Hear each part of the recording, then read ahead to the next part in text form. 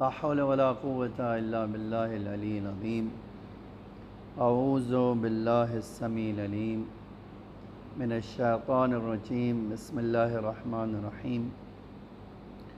الحمد لله الذي لا يبلغ مدحته القائلون ولا يحصي نعماءه العادون ولا يودي حقه المجتهدون، الذي ليس لصفته حد محدود ولا نعت موجود ولا أجل ممدود، فطر الخلائق بقدرته ونشر الرياح برحمته ووتد بالصخور ميدان أرضه، ثم الصلاة والسلام والتحية والإكرام على بشير النذير والسراج المنير حبيب إله العالمين أبي القاسم المصطفى محمد.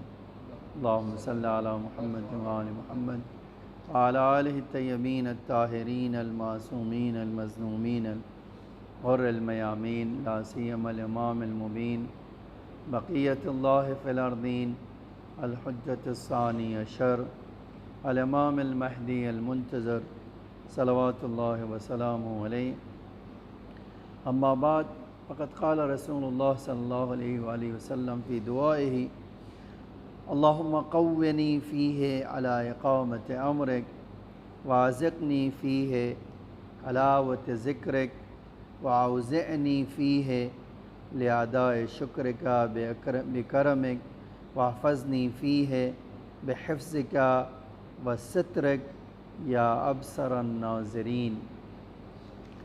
چوتھے ماہ رمضان المبارک کے چوتھے روزے کی یہ دعا ہے، جس میں اللہ کا رسول ارشاد فرماتا ہے کہ چوتھے دن یہ دعا کرو: اللہم قونی فیہ، اے اللہ آج مجھے طاقت دے، علی اقامت امرک، تاکہ تیرے حکم کو، اے اللہ تیرے حکم کو میں بجا لاؤں، تیری اطاعت کروں، اے اللہ تیری مرضی کو حاصل کروں۔ واذقنی فیہ، اور دوسرا جملہ یہ ہے واذقنی فیہ حلاوت ذکرک، اے اللہ مجھے اپنی یاد کی لذت عطا کر دے، اپنی مناجات کی، اپنے تجھ سے دعا کرنے کی مجھے لذت عطا کر دے۔ وَأَوْزِعْنِي فِيهِ، اور اے اللہ مجھے دے دے، کیا چیز دے دے؟ اے اللہ مجھے اپنی نعمت کا شکریہ ادا کرنے کی طاقت دے دے، بے کرمک، تیرے کرم کی بنا پر۔ وَحَفِظْنِي فِيهِ بِحِفْظِكَ وَسَتْرِكَ، اے اللہ تیری سیکیورٹی، اے اللہ تیری حفاظت مجھے مل جائے تاکہ میں محفوظ رہ سکوں، اور تو میرے عیب کو چھپا لے تاکہ میرا عیب چھپ سکے۔ یا ابصر الناظرین، اے سب سے زیادہ بہتر طور سے دیکھنے والے۔ اس میں بہت ساری چیزیں ہیں، میں پہلا جملے کے بارے میں آتا ہوں، اور ہم نے پہلے سے تھوڑا سا روش بدل لی ہے کہ ایک پوری دعا ایک دن میں تو بھلے تھوڑا ٹائم زیادہ لگے، لیکن ایک پوری دعا روز کر لیں گے۔ تو یہ پہلا جو جملہ ہے، انسان کو دینے والا طاقت خدا ہے جو بھی، لیکن یہ جب طاقت دیتا ہے تو اس کا استعمال کہاں ہوتا ہے؟ دیکھیے آج جب میں کھانا کھاتا ہوں تو مجھے طاقت ملتی ہے، لیکن طاقت کس چیز پہ ملتی ہے؟ یہ ایک بڑا سوال ہے۔ اسی لیے سورہ عبسہ میں اللہ تعالیٰ نے مخاطب کر کے انسانوں کو فرمایا: فَلْيَنظُرِ الْإِنسَانَ إِلَىٰ طَعَامِهِ، انسان جو کھانا کھا رہا ہے اس کو دیکھنا چاہیے کہ وہ کیسا کھانا کھا رہا ہے. کیوں؟ اس لیے کہ کھانا کھانے سے طاقت ہوگی، اور جیسا کھانا ہوگا اسی طرح کی طاقت حاصل ہونے کے بعد انسان کام کرے گا. آپ یقین جان لیں کہ اگر کوئی آدمی حرام کھایا ہے اور کہے کہ میں نماز بڑی خضوع کے ساتھ پڑھوں گا، تو اس کے بس میں نہیں، اس کی طاقت نہیں ہے کہ وہ حرام کھانے کے بعد دل لگا کر تواضع کے ساتھ پورے حضور قلب کے ساتھ نماز پڑھ سکے. نہیں، یہ ممکن نہیں. اسی لیے جب ہمارے ائمہ کہتے تھے کہ کسی نے شکایت کی کہ میرا دل نہیں لگتا ہے نماز میں، تو ایک اس کا راہ حل یہ بتایا کہ اپنے کھانے کو دیکھو، چیک کرو تمہارے کھانے میں کوئی چیز تو نہیں ہے جس سے تمہارے جو ہے تمہاری سوچ، تمہاری فکر، تمہارا انداز، تمہاری گفتگو اللہ کے احکام کی طرف جانے کے بجائے، اللہ کی اطاعت کی طرف جانے کے بجائے کہیں اور چلی جاتی. اسی لیے دعائے کمیل کا یہ بڑا بہترین جملہ ہے جب ہم یہ کہتے ہیں قوّ علی خدمتک جوارحی، اے اللہ مجھے طاقت دے، تو طاقت اس لیے دے تاکہ میں تیری خدمت کر سکوں. تیری خدمت کرنے کا مطلب نہیں ہے کہ ہم اللہ کا معاذ پیر دبانے کے لیے چلے جائیں گے. نہیں، اس خدمت کرنے کا مقصد یہ ہے کہ میں اللہ کے کام کر سکوں. اور اللہ کے کام محدود نہیں ہے کہ کسی خاص چیزوں محدود ہے. ان میں سے ایک نماز، ایک روزہ ہے، اللہ کے بے شمار کام. تو یہ جو چیز ہے کہ انسان کو ہمیشہ اپنے کھانے میں دقت کرنا چاہیے، کوشش کر کے کیا کرنا چاہیے، حلال روزی خود بھی کھائے، دوسروں کو بھی کھلائے. کیوں؟ تاکہ جب اس کو طاقت اس حلال غذا سے ملے گی تو کیا کرے گا، جس مقصد کے لیے اللہ نے پیدا کیا ہے اسی مقصد میں اپنی زندگی گزارے گا، اس سے ڈائیورٹ نہیں ہوگا.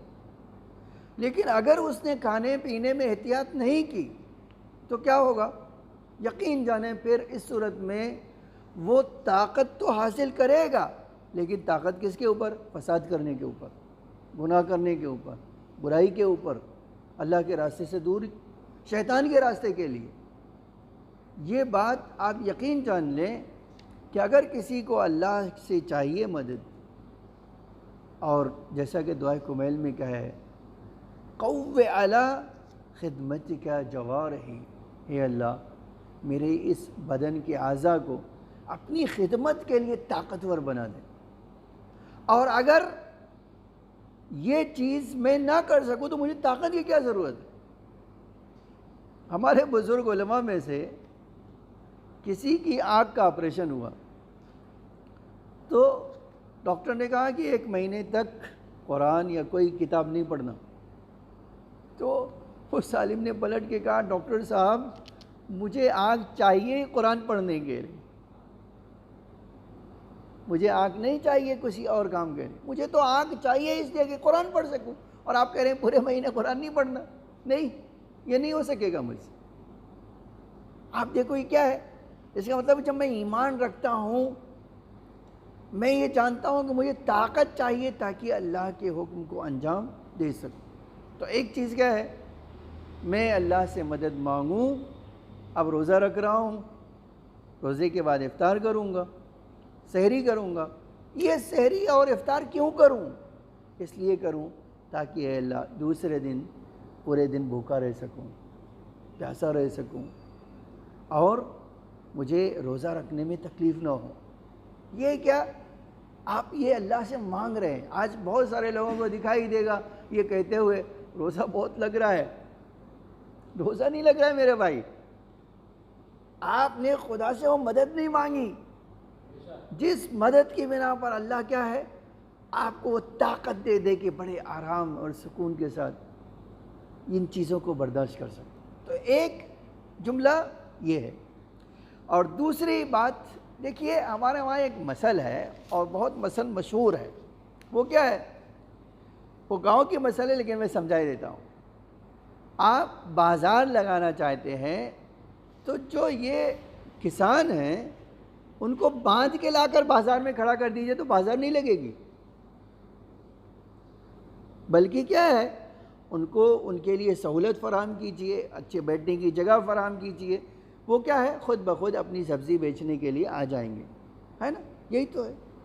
اسی طرح نماز پڑھنے میں کسی کو یہ 50 رکعت نماز پڑھو، اگر ایک دن آپ کے ڈر سے پڑھ بھی لے گا ٹھیک ہے، لیکن جب موقع ملے گا کیا کرے گا، گلاٹھی مار دے گا، نہیں پڑھے گا۔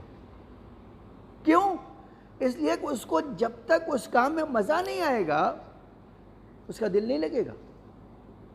آج ہم دیکھتے ہیں نماز پڑھنے والے، آپ دیکھتے ہیں نماز پڑھنے والے آتے ہی کھڑے ہونے کے انداز سے پتہ چل جاتا ہے کہ اس کا دل نماز پڑھنے میں نہیں لگ رہا ہے۔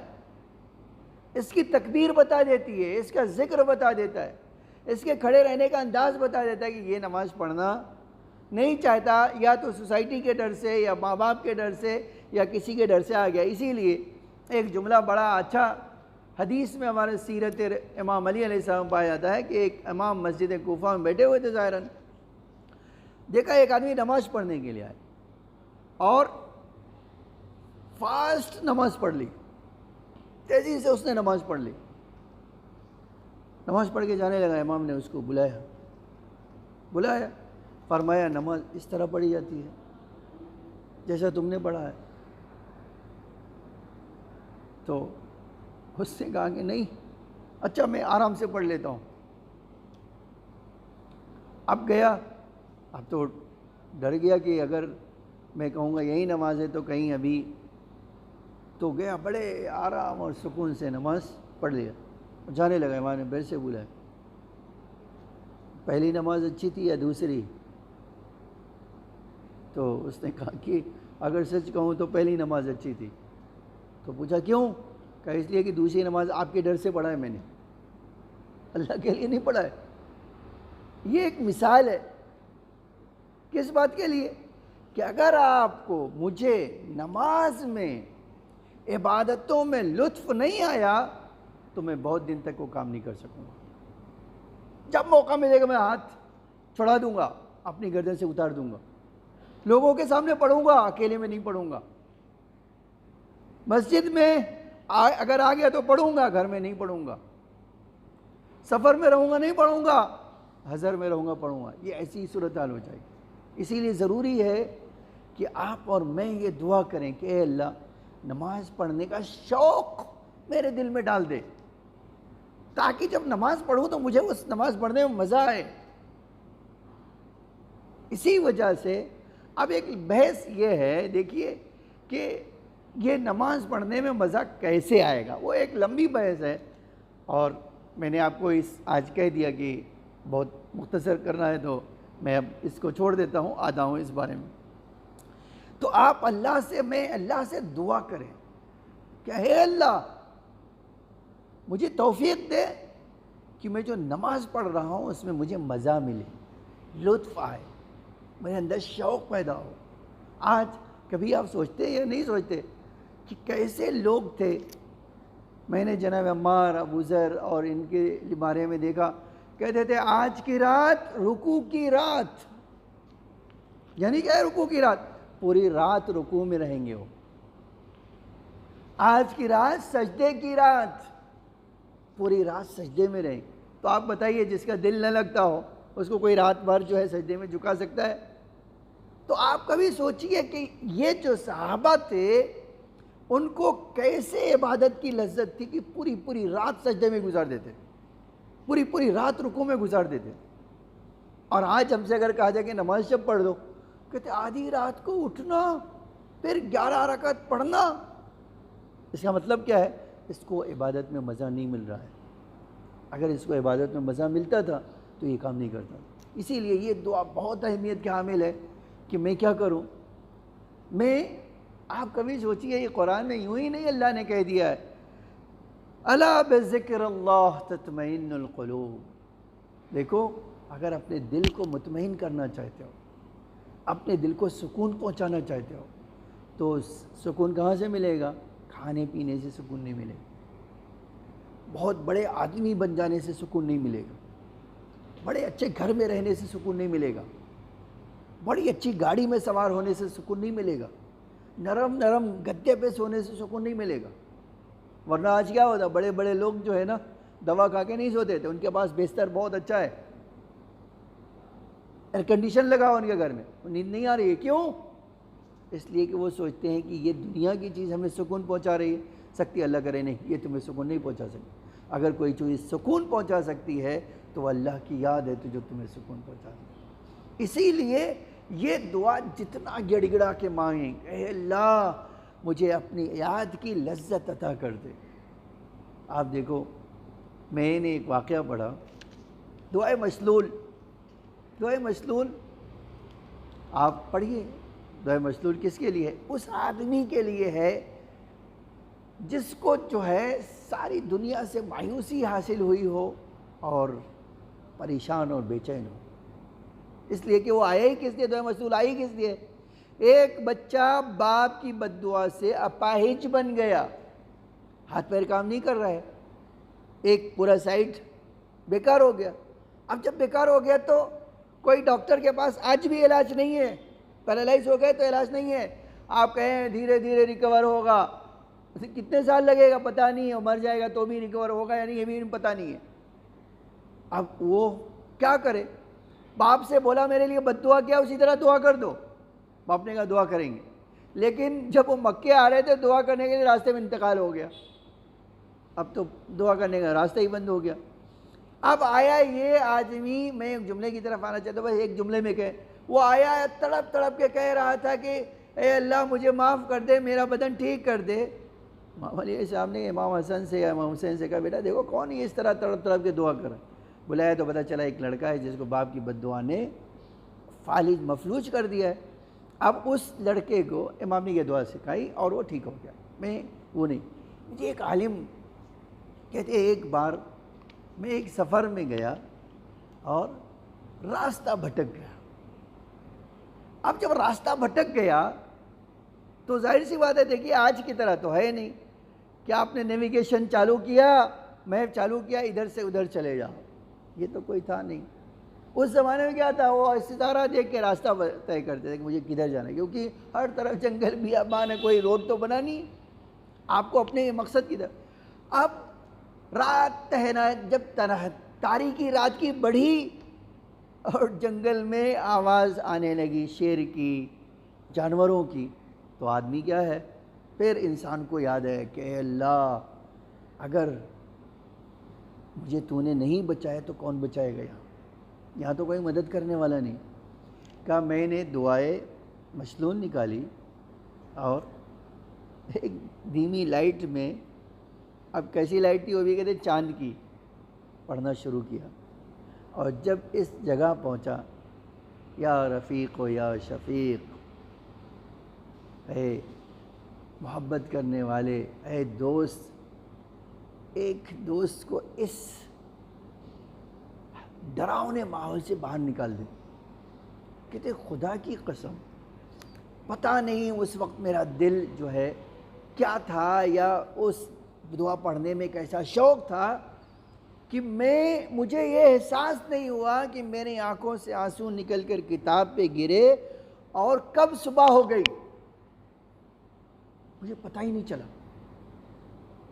بس یہ ایک جملہ، یا رفیق و یا شفیق کل من حلق المزیق، اے اللہ مجھے اس ڈراؤنے ماحول سے باہر نکال. وہ اس کے بعد مجھے یہ جملہ سنانا تھا، کہتے تھے خدا کی قسم وہ مزہ جو اس دن دعائے مشلول پڑھنے کا ملا، میں آج اللہ سے کہتا ہوں میرے ٹکڑے ٹکڑے کر دے لیکن وہ مزہ مجھے دے دے. آپ دیکھو یہ بڑی عجیب چیز ہے کہ جس کو دعا پڑھنے کی لذت مل گئی نا، وہ ہر چیز کو چھوڑ کر اس کی طرف دوڑ پڑے گا. یہ کیا، میں نے امام چہارم کی ایک دعا دیکھی ہے کہ اے اللہ، آپ اسی مناجات خمسۃ عشر میں آپ دیکھ سکتے ہیں، اے اللہ مجھ سے کبھی بھی مناجات کی لذت نہ چھین لینا، پروردگار مجھے مناجات کی لذت عطا کرنا. یہ ایک. اب آتا ہوں میں اس کے بعد، وَأَوْزِعْنِي فِيهِ لِأَدَاءِ شُكْرِكَ بِكَرَمِكَ، اے اللہ میں طاقت نہیں رکھتا ہوں تیری نعمتوں کا شکریہ ادا کر سکوں۔ آپ یاد رکھیں اتنی نعمت خدا کی ہے کہ ان تعدوا نعمت اللہ لا تحصوها، اگر تم اللہ کی نعمتوں کو گننا چاہو تو تم گن نہیں سکتے ہو۔ امام سجاد نے ایک جملہ فرمایا کہ کیسے ایک انسان اللہ کی نعمتوں کو کاؤنٹ کر سکتا ہے جبکہ ہر وقت سانس لیتا ہے، ایک سانس اندر لے جائے گا تو ایک نعمت، باہر لائے گا تو دوسری نعمت اس کو مل رہی۔ تو جس کے ایک سانس میں اللہ دو نعمتیں دے رہا ہو وہ انسان کیسے اللہ کا شکریہ ادا کرے؟ پھر ہم دعا کیوں کر رہے ہیں؟ اگر ہم شکریہ ادا نہیں کر سکتے دعا کیوں کر رہے ہیں؟ کہ اللہ ہمیں طاقت دے دے اپنے کرم سے تاکہ میں تیرا شکریہ ادا کر سکوں۔ ہم دعا کیوں کر رہے ہیں؟ پھر جواب یہ ہے کہ اماموں نے ہمارے فرمایا کہ نعمتوں کا شکریہ یہ ہے کہ جیسی نعمت دیا اس کو اسی طرح کا استعمال کر لو۔ آنکھیں دیا ہے تو قرآن پڑھنے میں استعمال کر لو، یہ اس کا شکریہ ہے۔ پیر دیا ہے تو اللہ کی عبادت میں کھڑے رہ کے اس کو استعمال کر لو۔ تو ہر انسان کو اللہ سے یہ مانگنا چاہیے کہ اے اللہ اپنے کرم کی بنا پر مجھے شکریہ کرنے۔ کیوں شکریہ کریں ہم؟ بہت سمپل جملہ ہے۔ امام علیہ السلام فرماتے تھے اگر شکریہ ادا کرو گے تو اللہ نے جو نعمت دی ہے اور اضافہ کر دے گا اور زیادہ دے دے گا، اور اگر شکریہ ادا نہیں کرو گے وہ تو تمہاری نعمت لے لے گا۔ قرآن میں ایک جملہ ہے، اللہ قرآن میں بہت یہ جملہ جب کہہ رہا ہے اے انسانوں اگر تم میری نافرمانی کرو گے تو میرا کچھ نہیں بگڑے گا، تمہارا بگڑنے والا ہے۔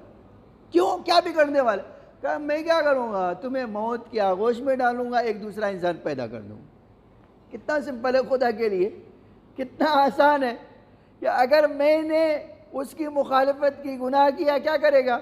اللہ آدمی کو موت میں ڈالے گا آغوش میں اور ایک دوسرا انسان پیدا کر دے گا، نہیں جو اس سے بہتر ہوگا۔ اس کے اللہ کے لیے بہت آسان ہے۔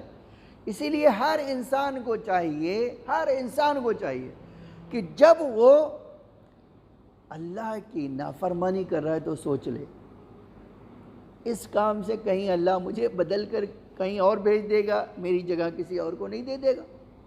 اور ہم بڑی آسانی سے دیکھتے ہیں، جانتے ہیں کیا نوکری آج ہم کر رہے ہیں، ہم سب نوکری کر رہے ہیں۔ ایک بار باس کا ہمارے موڈ بدلا، ہماری جگہ تبدیل نہیں، بڑی آسانی ہے نہیں۔ اب ایک واقعہ سناتا ہوں، آپ دیکھو کیا چیز خداوند عالم قرآن میں یہ کہتا ہے کہ دیکھو میں جو ہے آج کسی کو فقیر، کل کسی کو بے نیاز غنی بناؤں گا، اور مجھے یہ پرواہ نہیں ہوگی کہ کون فقیر سے غنی بن گیا، کون غنی سے فقیر بن گیا۔ آج ایسا ہو رہا ہے یا نہیں؟ کل جو نوکر تھے آج وہ ہمارے کیا ہے حکمراں بن گئے، جو حکمراں تھے وہ کیا بن گئے؟ نوکر بن گئے۔ یہ ایک اللہ کا کام ہے۔ تو اگر میں شکریہ ادا کروں گا تو اللہ کیا کرے گا؟ میرے اوپر اپنی نعمتوں کو برقرار رکھے گا، اور مجھے جو پوسٹ پہ رکھا ہے، جس جگہ پہ رکھا ہے وہاں عزت بھی دے گا اور قائم بھی رکھے گا۔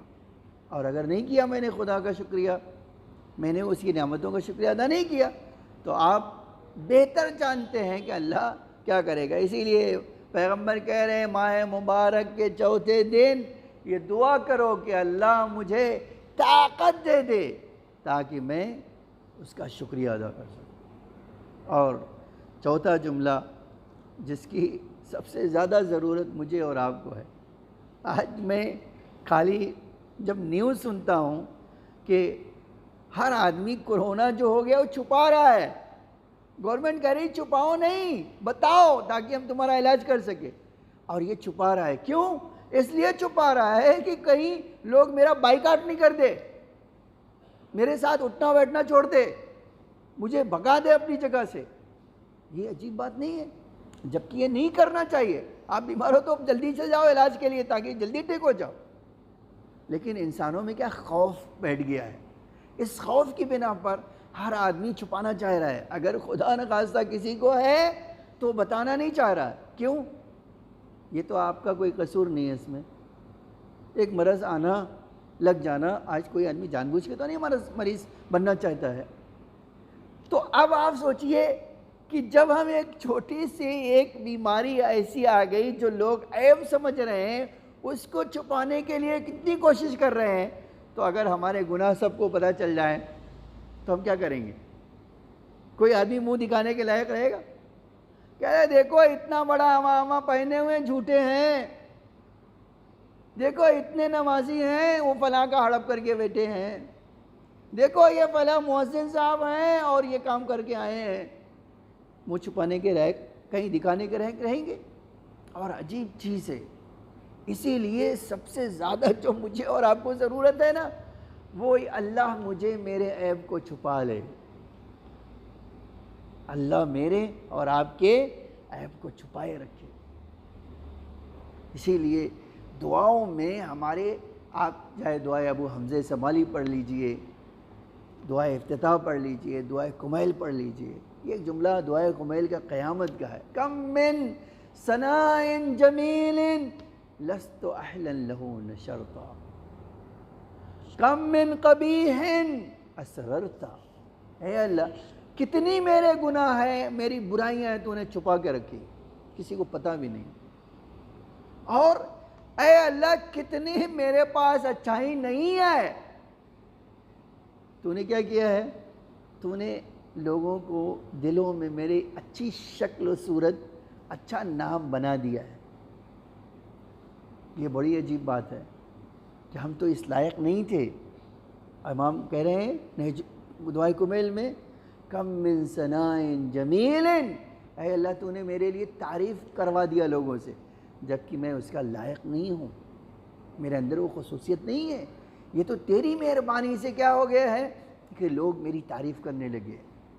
اور اے اللہ کتنی ایسی گناہ ہیں۔ میں نے ایک واقعہ دیکھا، چھٹے امام صادق علیہ السلام ارشاد فرماتے ہیں، امام ارشاد فرماتے ہیں کہ تمہارے اسی جو شکل ہماری آپ کی سب کی ہے، اسی شکل پر چوتھے آسمان پر ہر ایک کی کاپی اللہ نے بنا کے رکھا ہے، جو بزم ملائکہ میں ہے۔ یعنی اس جو ہماری کاپی ہے، جو ہمارا اسٹیچو ہے، وہاں سیم ہماری شکل و صورت کا، اور کہاں؟ ملائکہ کی وزن میں۔ اچھا ملائکہ کی وزن میں کیوں؟ بڑی عجیب چیز ہے، جب جو کام آپ یہاں کرتے ہیں، یہاں پر ایک سچ بولا میں، فوراً وہ بدن جو میرا اوپر ہے وہ بھی اسی وقت سچ بولے گا۔ اگر میں یہاں نماز پڑھ رہا ہوں، ایگزیکٹلی اسی وقت وہ بھی نماز پڑھے گا۔ اگر میں روزے سے ہوں، اسی وقت وہ روزے سے رہے گا۔ اگر میں اللہ اکبر کہنے کے لیے ہاتھ بلند کرتا ہوں تو وہ بھی ہاتھ بلند کرے گا۔ اور عجب یہ ہے کہ امام فرماتے ہیں ہر ایک تمہاری اچھائی پر، نیکی پر اللہ اپنے فرشتوں سے کہے دیکھو میرا بندہ، یہ دیکھو مجھ سے نماز پڑھ رہا ہے، یہ دیکھو ہاتھ اٹھا کر میری تکبیر کہہ رہا ہے، یہ دیکھو میری حمد و ثنا کر رہا ہے، یہ دیکھو اپنے گناہوں سے معافی مانگ رہا ہے مجھے۔ پھر بڑا عجب جملہ امام فرماتے یہ اس دعا کے ذیل میں فرمائے، یا من اظہر الجمیل وستر القبیح، اے وہ خدا جو اچھائیوں کو ظاہر کر دیتا ہے، لوگوں تک پہنچا دیتا ہے، وستر القبیح، اور برائی کو چھپا دیتا ہے۔ امام کہتے ہیں جب تک اچھائی ہوتی ہے، نیکی ہوتی ہے، اللہ فرشتوں سے کہتا ہے دیکھو میرے بندے کو، دیکھو یہ کام ایسا کر رہا ہے۔ لیکن جیسے ہی یہی بندہ کیا کرتا ہے، گناہ کرنے کے لیے آگے بڑھتا ہے، اللہ کہتا ہے اپنے فرشتے سے اس کے اوپر ایک پردہ ڈال دو تاکہ کوئی فرشتہ میرا دیکھ نہ پائے۔ آپ دیکھو اللہ کی رحمت کیسی عجیب ہے کہ اللہ جب تک اچھا انسان کرتا ہے فرشتوں کے اوپر مباحثت کرتا ہے، فخر کرتا ہے، یہ دیکھو میرا یہ بندہ ایسا کر رہا ہے۔ اور جیسے ہی یہی بندہ کیا کرتا ہے، گناہ کرتا ہے، اللہ ایک کپڑا ڈال دیتا ہے اس کے اوپر کہ یہ میرے فرشتے نہ دیکھیں یہ کر کیا رہا ہے۔ کیوں؟ تاکہ ایک دن جب ایسا آئے تو یہ فرشتے گواہی نہ دیں کہ ہم نے دیکھا تھا اس کو گناہ کرتے ہوئے۔ یہ ہے وہ خدا جس سے ہم کہہ رہے ہیں کیا، وَاحْفَظْنِي فِيهِ، اے اللہ میری حفاظت کر۔ کیسے؟ دو چیزوں سے، ایک تو اپنے فرشتے میری حفاظت کے لیے لگا دے تاکہ وہ مجھے ان بلاؤں سے محفوظ رکھیں، ان حوادث سے محفوظ۔ آپ یقین جانیں کہ میں اور آپ کے پاس طاقت نہیں ہے۔ ایک ٹیکسی ڈرائیور نے مجھ سے کہا تو مجھے اس بات پر بالکل یقین آیا، مجھے شک نہیں ہوا، اس لیے کہ میں نے اپنی زندگی میں، آپ اپنی زندگی میں 100 بار دیکھ چکے ہیں۔ آپ چلتے چلتے اچانک آپ جلدی سے ہٹ جاتے ہیں، پتہ چلا تھوڑی دیر کے بعد ایک گاڑی تیزی سے گزر، آپ نہیں ہٹے ہوتے تو کام ختم تھا آپ کا۔ یہ کون جلدی سے ہٹا دیتا ہے؟ یہ خدا ہے جو اپنے فرشتوں کو بھیج کر آپ کو ہٹا دیتا ہے۔ وہ ٹیکسی ڈرائیور کہنے لگا، مولانا آپ جانتے ہو یہ جو ٹیکسی چلاتا ہوں سوائے اللہ کے بھروسے اور کوئی بچا نہیں سکتا ہے۔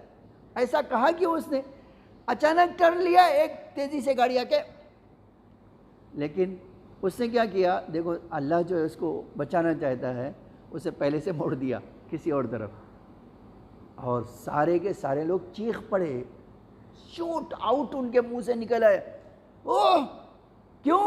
کہ اب کوئی بچنے کا کوئی طریقہ نہیں، لیکن بچانے والے کیا ہے؟ مارنے والے سے زیادہ طاقتور ہے۔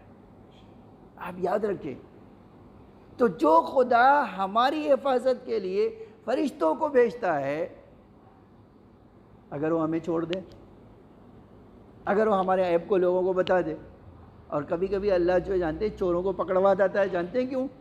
اسی لیے کہ یہ بہت، آپ جو پہلی بار چوری کرتا ہے نا وہ پکڑا جاتا ہے، جانتے ہو کیوں؟ اللہ کہتا ہے بس ابھی یہ گناہ کرنے جا رہا ہے، ابھی اس کو سدھارنے کا موقع ہے، اگر 10 بار چوری کر لے گا تو پھر اس کے دل میں خوف نہیں رہے گا۔ لیکن آیا آپ چاہتے ہو کہ میری برائی، آپ کی برائی اللہ واضح کر دے؟ آپ یقین جانو، میں نے اسی لیے کہا کہ ایک مرض جب آ گیا تو انسان چاہتا ہے کہ اس کا عیب کسی کو پتہ نہ چلے، تو اگر میرا جھوٹ، میری غیبت، میری برائیاں، میری چوری، کیا کیا کیا ہے میں نے، وہ پتہ چل گیا تو کیا ہوگا؟ اسی لیے یہ دعا۔ اچھا آپ یقین جانیں کہ میں نے واقعہ جب پڑھا کہ امام فرماتے ہیں خدا وند عالم نے اپنے نظام میں یہ رکھا ہے کہ ہر بندے کے عیب کو چھپانا۔ اچھا جب وہ خود چھپاتا ہے تو کیا یہ پسند کرے گا اس کا بندہ کسی کا عیب کھولے؟ آپ یقین جان لیجئے اللہ کبھی بھی کسی بندے کا عیب ظاہر کرنا پسند نہیں کرتا۔ حتیٰ میں نے ایک جگہ دیکھا، اور یہ بات کر کے ختم کرنا چاہتا ہوں، امام زمانہ علیہ السلام سے ملاقات کتنا بڑا شرف ہے، نہیں؟ آج میری اور آپ کی تمنا کتنی ہے کہ مولا ایک بار تمہارا دیدار کر لے۔ کوئی بدبختی ہوگا جو کہے گا کہ نہیں مجھے امام سے کیا، ارے امام اپنے راستے، میں اپنے راستے، معاذ اللہ۔ ہر آدمی سوچتا ہے کہ میں شیعہ ہے تو مولا کی ایک بار زیارت کر لوں، نہیں، ہم ہر آدمی کی تمنا ہے۔ میں نے ایک جگہ پڑھا، ایک آدمی کی شادی ہوئی،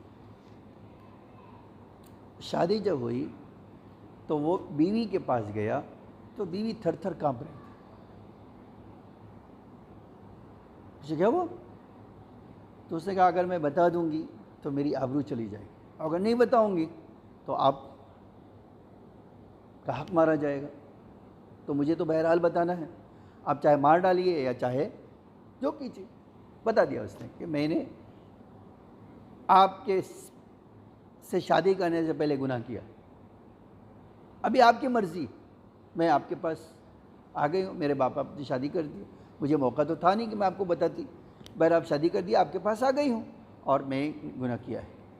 اب آپ بتائیے، آپ چاہے تو مجھے رسوا کر دیجئے، ذلیل کر دیجئے، میری خاندان کو، مجھے، میرے ماں باپ کو، اور چاہیے تو جس طرح اللہ نے عیب چھپایا اسی طرح آپ چھپا لیجیے۔ یہ بہت بڑا کلیجہ چاہیے، ہم بڑی آسانی سے کہہ دیں گے ہاں یہ بڑا اچھا کام کیا اس نے، لیکن جب یہی ہمارے سامنے آئے تو ہم آیا برداشت کریں گے؟ آیا ہم صبر کریں گے؟ یہ ایک بہت بڑا سوال ہے انسانوں کے، اور ظاہر سی بات ہے جب سوال ہے تو اسی لیے اللہ کیا چاہتا ہے کہ میں وہ ہوں جو ہر انسان کے عیب کو چھپاتا ہوں۔ کوئی ایسا انسان نہیں ہے جس کے عیب کو نہ چھپاؤں، ٹھیک ہے؟ آیا انسان کے سامنے ایسے آئے گا تو چھپائے گا؟ سوال یہ ہے۔ دیکھیے یہ بہت بڑا سوال ہے جس کو مجھے اور آپ کو اپنے آپ سے پوچھنا چاہیے۔ اس لڑکے نے غصہ تو آیا کہ ہمارے ساتھ چیٹ ہوا ہے، ہمارے ساتھ دھوکہ ہوا ہے، لیکن اس نے بیوی کو چھوڑا، مصلی پہ آ گیا۔ اس نے کہا اے اللہ میں خود گنہگار ہوں، اے اللہ میں نے تیری بہت ساری چیزوں میں مخالفت کی، میں نے یہ کام کیا، وہ کام کیا، وہ کام کیا، اور تو نے میرا عیب کسی کو پتہ نہیں ہونے دیا، تو اے اللہ میں نے تیرا حق ضائع کیا ہے، اپنے وہ نفس پر ظلم کیا اور تیری مخالفت کی، لیکن آج اے اللہ اسی تیرے بندے نے میرا حق مارا ہے، مجھے تو یہ نہیں ملنا چاہیے تھا اور میرا حق ضائع ہوا ہے، تو اے اللہ اب میں نے تجھ سے سیکھ کر یہ کام کر رہا ہوں کہ جس طرح تو میرے عیب کو چھپاتا ہے میں اس کے عیب کو چھپا لوں گا، لیکن ایک شرط ہے اے اللہ، ایک شرط ہے۔ وہ شرط کیا ہے؟ اے اللہ میں نے اس کو معاف کیا، تو مجھے معاف فرما۔ اسی لیے ہمارے پاس ہے، حدیثوں میں ہے، پہلے معاف کرنا سیکھو پھر معافی مانگو۔ جب تم خود معاف نہیں کرتے ہو تو کیوں سوچتے ہو اللہ تمہیں معاف کرے؟ ہے نا، یہ بہت صحیح، یہ جو لاجک ہے اس کے پیچھے کہ آپ ایک چھوٹے سے بچے کو معاف کرنے کے لیے تیار نہیں ہو، بیوی کو معاف کرنے کے لیے تیار نہیں ہو، بہن کو معاف کرنے کے لیے تیار نہیں ہو، بھائی کو معاف کرنے کے لیے تیار نہیں ہو، چچا کو معاف کرنے کے لیے تیار، اور سوچتے ہو اللہ میرے سب گناہ معاف کر دے گا۔ بالکل نہیں کرے گا، پہلے جب تک آپ خود نہیں سیکھو گے اس وقت تک۔ عجب یہ ہے کہ اس نے بیوی سے کہا نہیں، آج تک اگر تمہارے عیب کو کسی نے نہیں جانا ہے تو آج کے بعد میری زبان پر کبھی یہ نہیں آئے گا، تمہارے کسی بھی رشتہ دار کو پتہ نہیں چلے گا، تمہارے ماں باپ کو بھی پتہ نہیں چلے گا کہ مجھے یہ پتہ ہے۔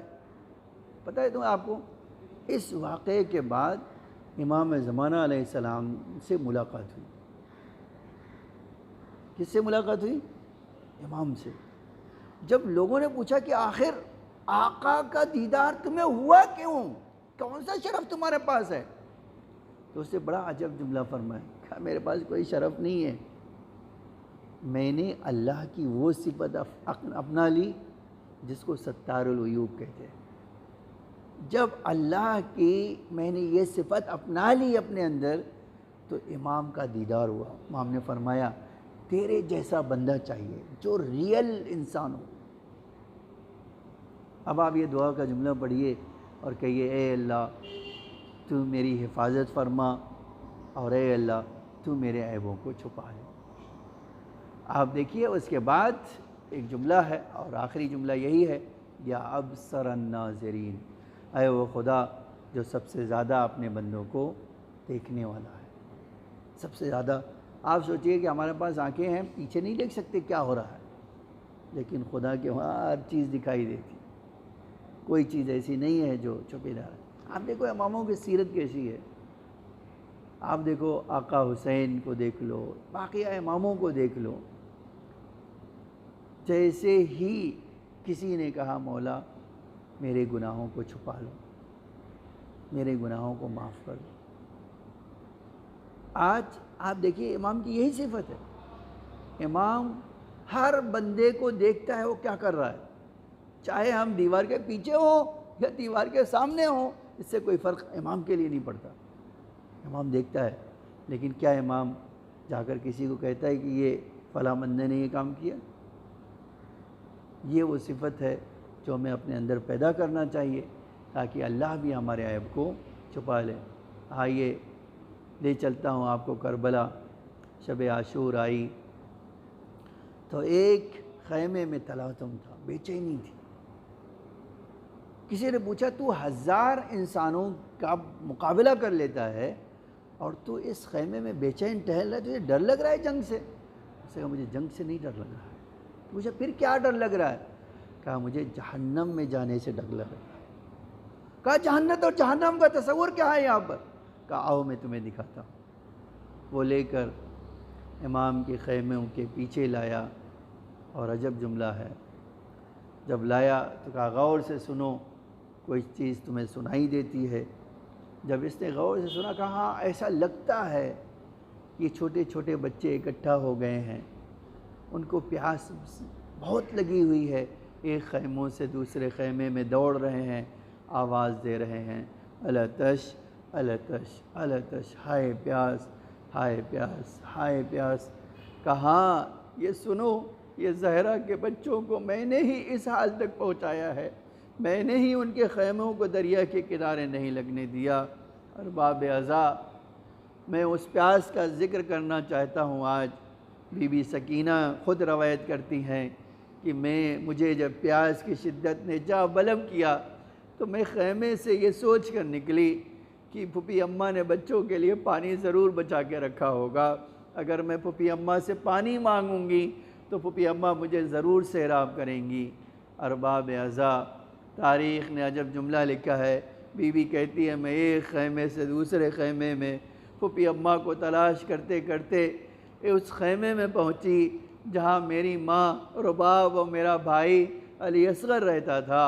اب میں جب خیمے سے اندر گئی تو میں نے عجب منظر دیکھا، میں نے دیکھا کہ بھیا اصغر پیاس سے جاں بلب ہے، اور پھوپھی اماں اس کو کبھی گودی میں لیتی ہیں اور کب ان کی گود میں خاموش نہیں ہوتا ہے تو اماں اپنے سینے سے لگا لیتی ہے، لیکن جب اماں بھی اس کو چپ نہیں کر پاتی پھر وہ پھوپھی اماں اپنی آغوش میں لے لیتی ہے۔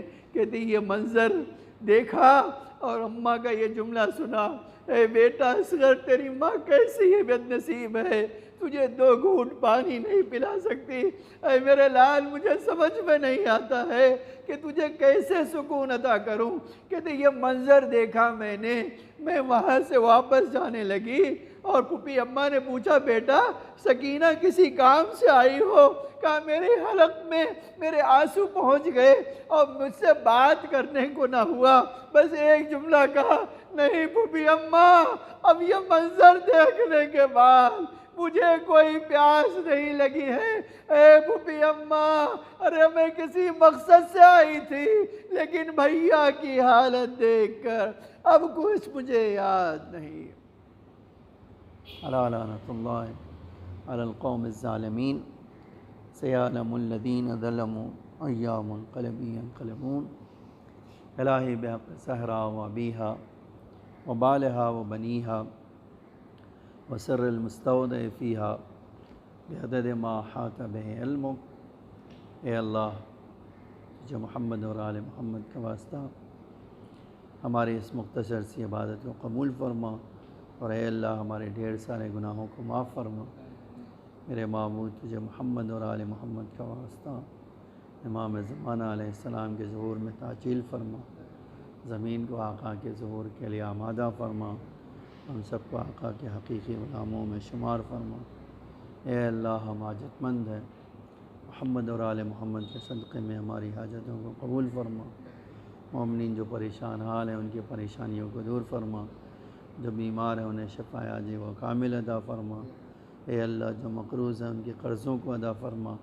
اے اللہ جو ظالموں کے نرغے میں انہیں ظلم سے نجات عطا فرما۔ اے اللہ شیعان علی کی جان و مال عزت آبرو کی حفاظت فرما۔ اے میرے معبود تجھے محمد اور آل محمد کا واسطہ آقا امام زمانہ علیہ السلام کے ظہور میں تعجیل فرما، زمین کو آقا کے ظہور کے لیے آمادہ فرما، ہم سب کو آقا کے حقیقی غلاموں میں شمار فرما۔ اے اللہ تجھے محمد اور آل محمد کا واسطہ ہم سب پر اپنی رحمت و مغفرت نازل فرما، ہماری روزی میں اضافہ فرما، اور اے اللہ ہمیں تمام آفات و بلا سے محفوظ فرما، ہماری اموات پر اپنی رحمت و مغفرت نازل فرما، ان کے درجات کو بلند سے بلند تر فرما، انہیں جوار ائمہ میں جگہ عطا فرما۔ اے اللہ ہمیں نور آل محمد سے مزین فرما، دنیا میں محبت اہل بیت اور آخرت میں شفاعت اہل بیت نصیب فرما۔